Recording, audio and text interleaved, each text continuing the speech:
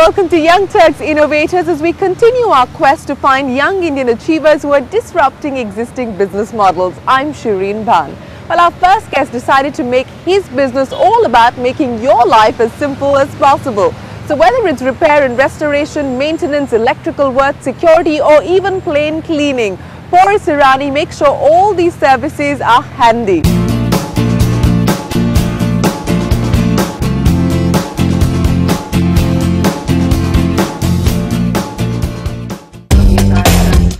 Imagine this, you're enjoying your evening being a couch potato, a big bag of chips, your favorite TV channel, and suddenly your worst nightmare comes true. Oh God! Sunday night. You try the usual, all in vain. And then... Hello Siddharth. Hi, what's up? Lights at my place are gone, yeah? Uh-huh. Would you know if somebody could help? Well, why don't you try calling Handiman? Enter Porus, who has all the answers to your day-to-day chores with his venture Handiman, a 10-year-old company now. Headquartered in Bangalore, Handiman is a one-stop shop that offers comprehensive property maintenance and facility management solutions for both corporates and households. Handiman provides an array of services from electrical, plumbing, carpentry and civil work to even pest control. But how did it all start?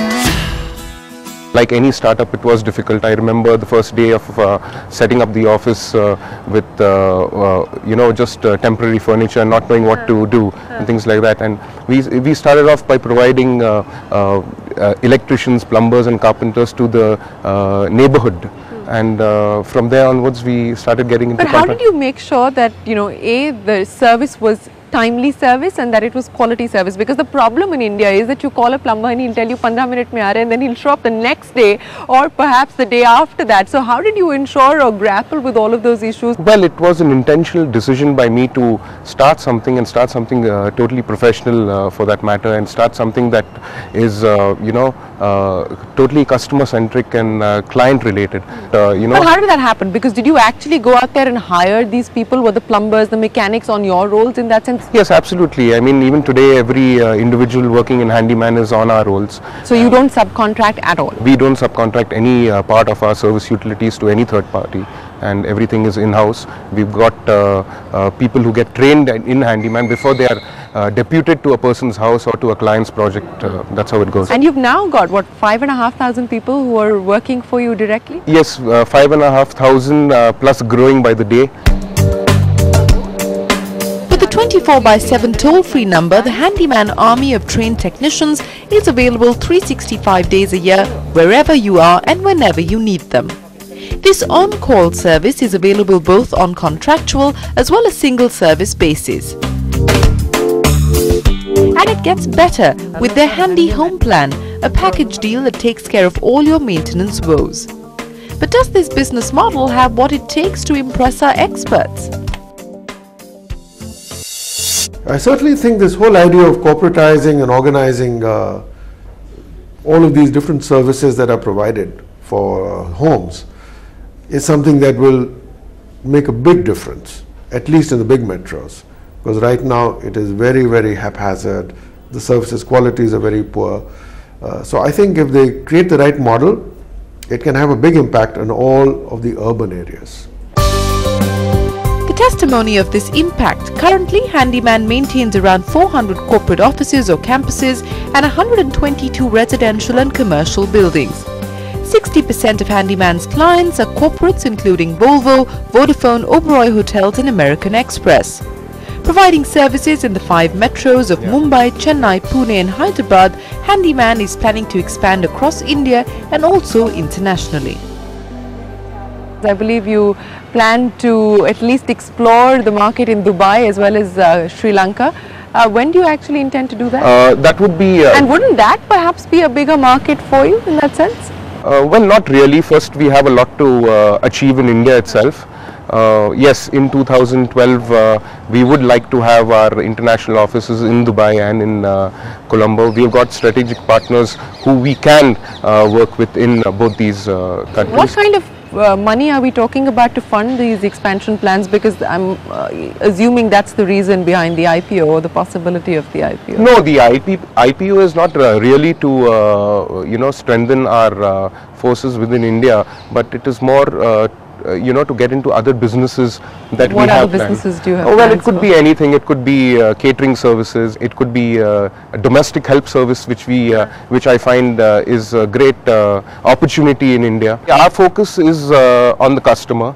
The background is service industry. Lots of ideas. When do we actually see you closing in on them and taking a call on which idea you're going to put into reality, and how soon will that happen? Well, most of these ideas that I have, at least some of them would be during the IPO period that we want to So that's launch only out. post 2011, Yes, 2012. yes, So yes. all of this in the next 3 or 4 Yes. years. Okay. By then we want to really strengthen our footing in India and take Handyman to great heights. Okay, so what is the plan of action then in the interim 3 years? Because you talked about strengthening your base in India and stepping up activities. So what can we expect to see from Handyman in 3 years? Truly having a pan-India presence in 18 more locations.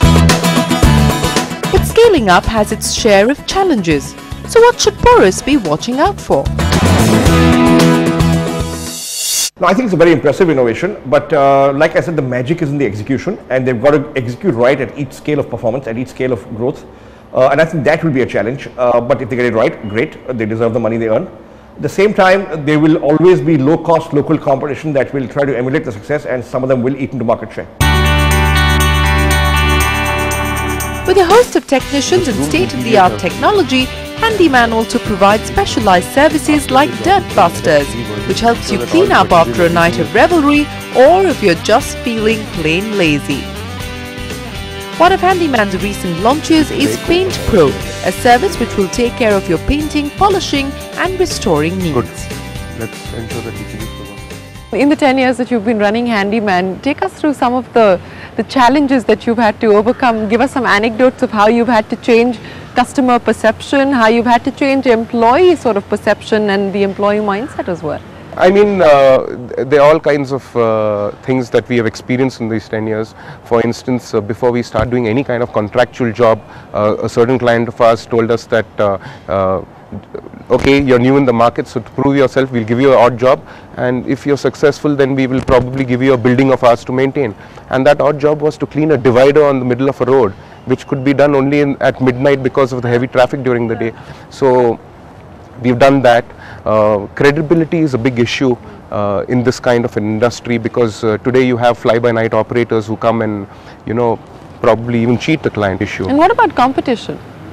Yes, we do have a competition. Today, if we are talking about a painting service, Handyman does do a painting services, but at the end of the day, we are also competing with the painter who comes to your house on a cycle to do a painting job. But the Indian consumer is changing. They do realize by dealing with a reputed company, there is a certain amount of trust, reliability. In terms of the company's balance sheet now, I believe you did a turnover, what, about 30 to 35 crores We did about last 35 year? crores, yes. And yeah. what are you expecting? What's the target? We are looking at an increase of at least about a 60%. And Porus Irani is taking the Handyman brand into newer spaces. HREDGE, a human resource management solution service that provides personnel for varied sectors like IT, telecommunications and pharma. Well, here's wishing Porus the very best of luck with his plans for an IPO as well as going international. Time for us to head for a break, but when we return, a team who's at the avant-garde of